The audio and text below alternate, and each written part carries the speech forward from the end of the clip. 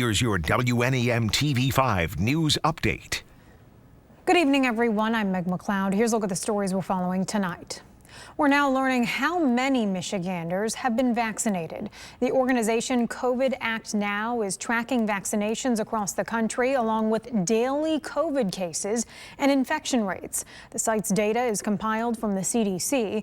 In our state, it shows 9.3% have been vaccinated. The state ranks 24th in the country. And breaking it down by county, Midland ranks 29th, Bay County 50th, Saginaw 52, Genesee County 74th. For a closer look at the data, head to the Hot Links section on WNEM.com.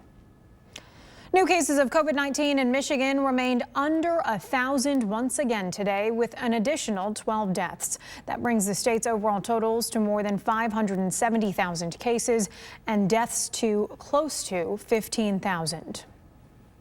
Michigan Senate Majority Leader Mike SHIRKEY is apologizing after calling the Capitol insurrection a hoax, among other controversial statements. The comments were made a week ago while meeting with other Michigan GOP leaders in Hillsdale County.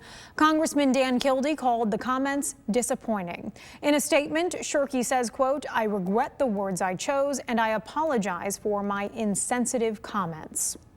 A Bay County couple is recovering after nearly being overcome by a high amount of carbon monoxide in their home. The 62-year-old woman was able to call 911 for help, sending sheriff's deputies rushing to the home in Merritt Township. They are expected to survive. The home is heated with propane, and a possible defect in the furnace could be to blame. The deputies also sought medical treatment for exposure, but they returned to their shift shortly afterward. The Bay County Animal Services and Adoption Center is currently closed to adoptions and animal intake because of a contagious virus. A dog tested positive for parvo. They are expected to be closed until February 24th, but animal control officers will still assist the public and answer the phones. Michiganders will not be required to pay interest and a penalty related to underpaid estimated tax payments if they collected state unemployment benefits last year. That's according to the Michigan Department of Treasury. Under state law, taxpayers are required to pay estimated quarterly tax payments when the annual tax due is expected to be $500 or more. There will be penalties and interest given to taxpayers failing to pay an estimated quarterly tax payment. Every taxpayer who received unemployment in 2020 will receive this waiver automatically. And now here's Brian with our forecast. Thanks very much, Meg. Pretty much the same story in the weather department out there today, although over the course of our Wednesday, our skies were certainly quite a bit more gray due to some clouds that streamed on in. But overall, the pattern hasn't changed much. High pressure still parked to the west of us over southern Minnesota. It's going to wedge its way in across the Great Lakes later tonight, actually helping to take this system that's producing some heavier snow near Cincinnati and even some icy precipitation in northern Kentucky. It'll deflect that away, taking all the clouds that we saw out of it across the region today with it, and that'll allow the clearing skies to take our temperatures down quite a bit as we head into sub-zero territory again by the time we get up tomorrow morning. As for the hour-by-hour forecast, by the midnight hour, most of our skies here in mid-Michigan are expected to clear, and will stay that way actually as we look ahead to tomorrow morning at 8 o'clock. It's going to be another bitterly cold start to the day, like I said, with many lows taking advantage of the clear skies and light winds and falling down into sub-zero territory.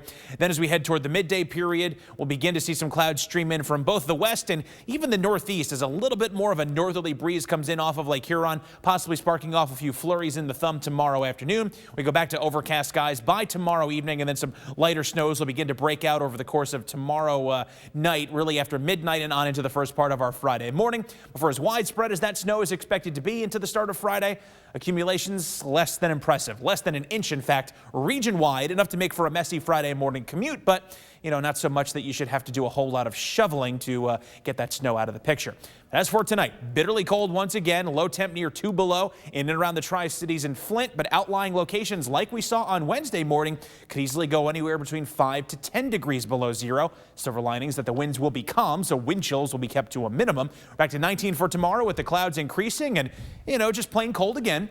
Then in the first 7-day forecast, lingering snow showers Friday morning with a high actually getting into the low 20s for one day. Then it's back to the teens over the weekend with a better shot at some light snow Saturday, mainly during the afternoon. 16 for the high on Valentine's Day with isolated snow showers, low temps below 0 that night, into a mix of sun and clouds for President's Day, but the coldest day of the week with highs only reaching the low to middle teens. Remember to tune into WNEM TV5 on air and online 24/7 for the latest news, weather, and information.